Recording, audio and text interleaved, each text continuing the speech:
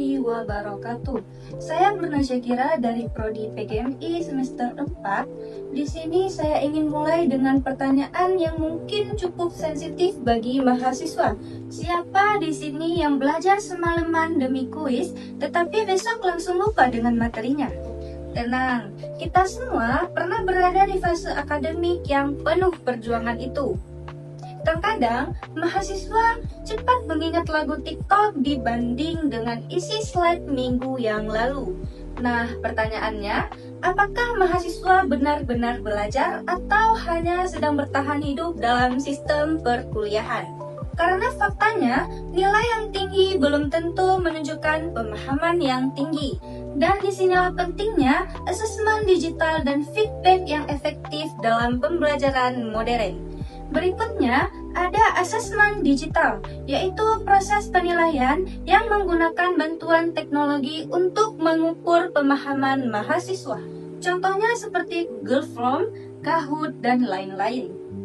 Kadang, dosen terlalu fokus kepada aplikasinya. Mahasiswa disuruh login, klik link, isi password, scan barcode, sampai mahasiswa itu lelah sendiri. Padahal inti asesmen digital itu bukan dari seberapa canggih platformnya, tetapi dari seberapa bermakna proses pembelajarannya.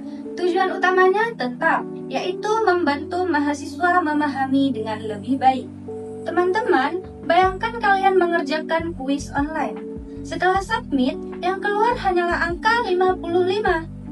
Tidak ada penjelasan, tidak ada koreksi, ataupun arahan. Setelah itu, akhirnya mahasiswa melakukan ritual akademik yang paling umum, yaitu menebak-nebak.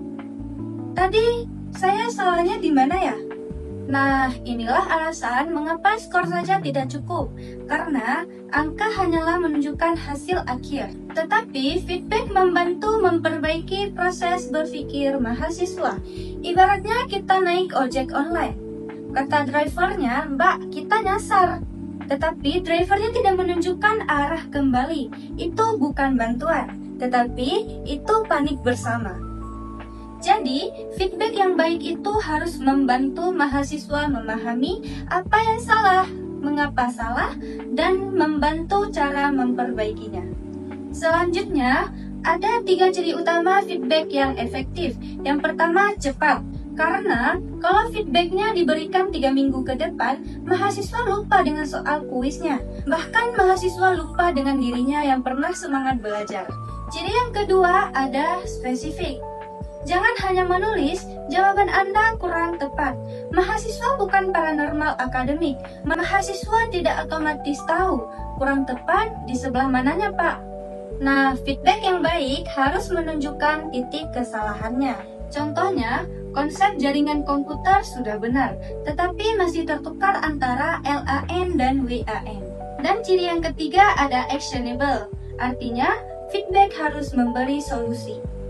Nah, selanjutnya, dalam pembelajaran modern ada konsep penting, yaitu constructive engagement. Namanya memang terdengar seperti istilah yang muncul saat dosen mulai membuka rubrik penilaian akhir semester. Tetapi sebenarnya sederhana. Soal, feedback, tindak lanjut, dan tujuan belajar itu harus saling terhubung.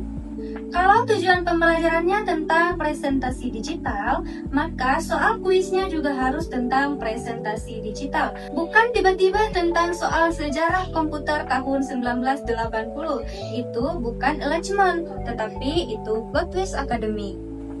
Karena asesmen yang baik itu bukan jebakan, asesmen yang baik itu peta pembelajaran.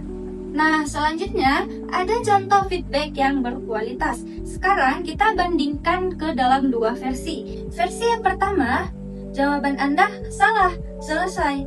Mahasiswa membaca itu, kemudian menatap layar laptop dan merenungkan masa depan. Versi yang kedua, bagus, kamu sudah memahami konsep database. Namun, kamu masih keliru dalam membedakan kunci utama dan kunci asing. Coba ulangi latihan pada modul kedua. Nah, feedback yang seperti ini jauh lebih membantu. Ada koreksi, ada solusi, dan ada apresiasi. Karena tujuan pendidikan bukan mencari siapa yang cepat salah, tetapi membantu mahasiswa berkembang. Selanjutnya, sebagai penutup, di era artificial intelligence dan teknologi digital pada hari ini, platform bisa membuat soal otomatis, sistem bisa menghitung nilai otomatis, bahkan AI bisa membantu membuat materi pembelajaran. Tetapi, ada satu hal yang tidak bisa diganti teknologi, yaitu sentuhan pedagogis seorang pendidik. Karena mahasiswa tidak hanya membutuhkan angka, mereka membutuhkan arahan, dukungan, dan kesempatan untuk berkembang. Terima kasih telah menyaksikan simulasi ini. Semoga dapat menjadi referensi dalam praktik mengajar di kelas. Wassalamualaikum warahmatullahi wabarakatuh.